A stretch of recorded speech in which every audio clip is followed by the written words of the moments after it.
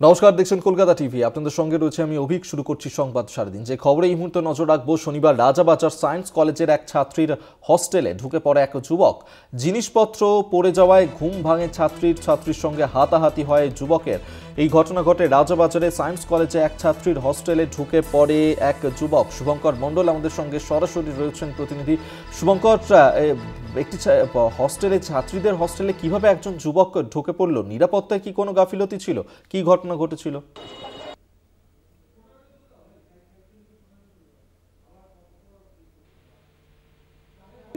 Rajabazar science কলেজে পড়াশুনো করছেন একজন ছাত্রী, এর মধ্যে সায়ন্তনী চক্রবর্তী।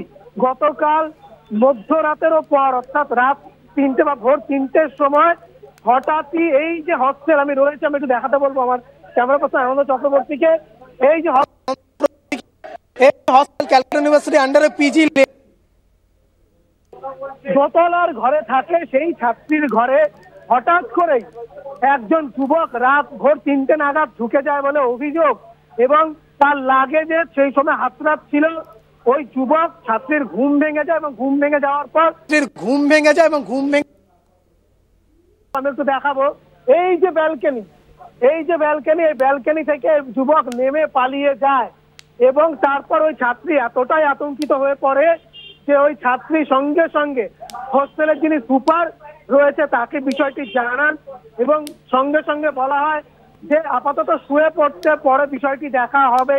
ওই ছাত্রী পুলিশে কমপ্লেন করার কথা বললেও এবং সেক্রেটারিকে জানালেও কোনো রকম কোনো কাজ হয়নি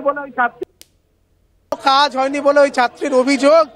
এবং আজ সকাল থেকে এই ঘটনাটি নিয়ে তৃণমূল ছাত্র পরিষদ একেবারে বলা যেতে পারে তারা নেমে পড়েছেন রাস্তায়। এই হস্টেলের সামনে রীতিমতো বিক্ষোভ প্রদর্শন করছেন ছাত্রীদের নিরাপত্তায়। কেননা তারা বলছেন অস্থায়ী ভিসি একজন, যে এখনো পর্যন্ত নিজের ক্ষমতা আগলে চেয়ারে বসে রয়েছেন, শান্তা দত্ত, তিনি একজন উপাচার্য, মহিলা উপাচার্য হয়ে কি করে ছাত্রী নিরাপত্তায় এত বড় গাফিলতি হতে পারে?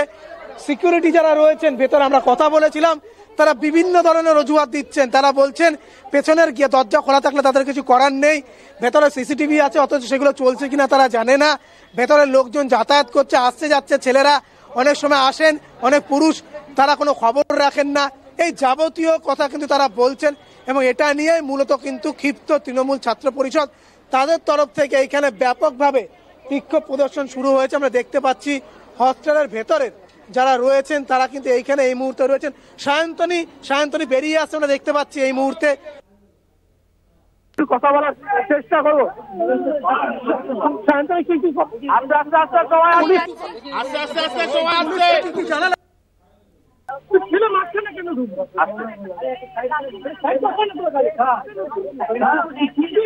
আমি সেগুলো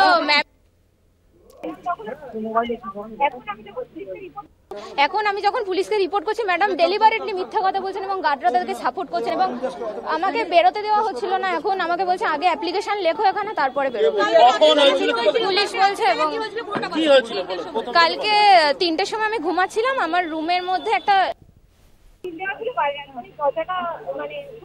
দরজাটা মানে খোলা ছিল, তো সেখান থেকে একটা লোক ঢুকে আমার পাশ থেকে আমার ফোন, ওয়ালেট সবকিছু তোলে এবং আমার প্রত্যেকটা ব্যাগ হাঁচাবাচা করে। এবং তারপরে আমি যখন ট্রলিটা পড়ে যাওয়ার শব্দে ঘুম থেকে উঠে যাই, তখন সে ভয় পেয়ে মানে নিচু হয়ে বেরোনোর চেষ্টা করছিল কোথাও একটা দিয়ে, মানে আমার একটা দরজা খোলা ছিল, খাটের নিচ দিয়ে হয়তো বেরোনোর চেষ্টা করছিল। তখন আমি তাকে ধরতে যাই, তো সে তখন আমাকে ঠেলে ফেলে দিয়ে রেলিং দিয়ে ছুটে পালিয়ে গেছিল। সুপারকে আমি সঙ্গে সঙ্গে গিয়ে ডেকেছিলাম, কিন্তু ম্যাডাম বলছে যে এখন তো চলে গেছে, কিছু করার নেই, তুমি ঘুমিয়ে পড়ো, পরে হচ্ছে কি আমি বোর্ড অফ রেসিডেন্সিতে জানাচ্ছি কালকে সেক্রেটারি স্যারকে। তো তারপরে আমি প্যানিকড হয়ে গিয়ে সমস্ত মেয়েদেরকে ডাকাডাকি করছিলাম, তখন ম্যাডাম উঠে এসেছেন। এবং এখনো পর্যন্ত, এখন তো ম্যাডাম ডেলিভারেটলি বলছে, সকালবেলা আমার মা এসছে, আমি বললাম যে ম্যাডাম আমার সাথে কেউ চলুন, থানায় ডায়েরি করতে যাবো। আমি সেক্রেটারি স্যারকেও কল করলাম, তো এখন ম্যাডাম বলছেন উনি নাকি রেডি ছিলেন, উনি নাকি যাবেন, অথচ সকালবেলা আমার মায়ের সামনে উনি বললেন যে না তুমি একা যাও, গিয়ে জিডি করে এসো। কর্তৃপক্ষের বিরুদ্ধে যে তোমার গাফিলতির অভিযোগ আছে সেগুলো পুলিশকে জানিয়েছো? হ্যাঁ, পুলিশকে এখন জানালাম, কিন্তু মানে উনি বললেন যে অ্যাপ্লিকেশন লিখবেন, কিন্তু এখন আমাকে আটকে দেওয়া হচ্ছিল। নিরাপত্তাহীনতার অবশ্যই আমার ফোন চুরি গেছে আপাতত। সিকিউরিটি থাকে মানে ডাকলে তাদেরকে পাওয়া যায় না। উপরে আমরা কালকে মেয়েরা ছিল না, স্বাভাবিকভাবে ছুটি ছিল, 4টে মেয়ে ছিলাম আমরা যে যার রুমে। এবার গরম হচ্ছিল বলে ব্যালকনির দরজা খোলা থাকে, আমরা অনেকদিন ধরেই এখানে থাকি রেসিডেন্ট আমরা, তো সেখান থেকে মানে এরকম একটা ঘটনা ঘটবে আনএক্সপেক্টেড, এবং ভেতর থেকে দরজা দেওয়া ছিল। আমি একটা মেয়ে হিসেবে খুবই আনসেফ ফিল করছি। যদি কিছু আমার হয়ে যেত কেউ রেসপন্সিবিলিটি কেউ ভেতর থেকে কিছু নেই, কোনো সংস্কারের কাজ হয় না, কোনো সিসিটিভি নেই, কিছুই নেই। বলছে অ্যাপ্লিকেশন লিখতে, এখন তো আমাকে বেরোতেই দেওয়া হচ্ছিল না। বলছে তোমার ফোনটা চুরি গেছে, সেই হিসেবে একটা অ্যাড্রেস করে একটা ইয়ে করো।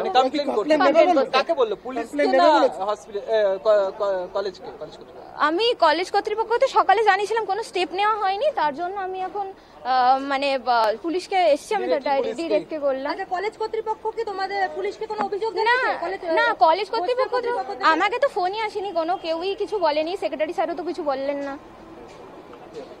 অভিক, তুমি শুনতে পেলে আমাদের সঙ্গে এবং সায়ন্তনীর সঙ্গে কথা বলে আমরা যেটা জানতে পারলাম যে এখনো পর্যন্ত এই যে হস্টেলের যিনি রয়েছেন দায়িত্বে, অর্থাৎ হস্টেল সুপার, তিনি নাকি মিথ্যা কথা বলছে টানা। সায়ন্তনীর পরিবারের লোক এসেছিল, আজ সকালে তার ফোন চুরি গিয়েছে, তার পরিবারের লোক এসেছিল, কথা বলার চেষ্টা করেছিল, কমপ্লেন করতে যাওয়ার কথা ছিল পুলিশের কাছে, কিন্তু সেই সময় ওই যে সুপার যিনি একজন মহিলা, তিনি কিন্তু তাদের সঙ্গে যায়নি। এখন বলছে তিনি নাকি তৈরি ছিলেন সায়ন্তনীর কথা অনুযায়ী, এবং স্বাভাবিকভাবে এখানে কিন্তু এখন তৃণমূল ছাত্র পরিষদের বিক্ষোভ প্রদর্শন চলছে। এখানে দেখতে পাচ্ছি অভিরূপ রয়েছে, অভিরূপের সঙ্গে একটু কথা বলবো। অভিরূপ, আমরা দেখতে পেলাম পুলিশ ভিতরে গেল, পুলিশ গিয়ে বললো যে কমপ্লেন করতে হবে, এবং পুলিশের সামনেই হোস্টেল সুপার তিনি টানা মিথ্যা কথা বলে যাচ্ছে বলে সায়ন্তনী অভিযোগ করছে। কি বলবে একটি হস্টেলে এইভাবে? হোস্টেলের সুপার শান্তার গতকাল রাত 3টার সময় পুলিশকে ডাকেনি, এটা নর্মাল নিয়ম প্রোটোকলের মধ্যে পারে। ইউনিভার্সিটি সিসিটিভি কাজ করে না, রাত 3টার সময় রাত 3টার সময় যখন সুপার জানতে পেরেছে যে একজন পুরুষ দোতলায় উঠে পড়েছে, হোস্টেলে একটি মেয়ের ঘরে ঢুকে গেছে, তার ফোন চুরি করেছে, তখনই তিনি তৎক্ষণাৎ কেন পুলিশ প্রশাসনকে জানায়নি?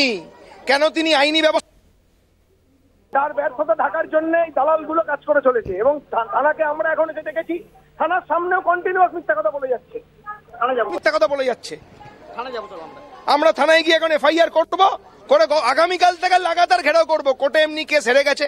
আমি আগেও বলেছি, ছাগল দিয়ে লাঙল চাষ হয় না, শান্তাকে দিয়ে কলকাতা বিশ্ববিদ্যালয় চলে না।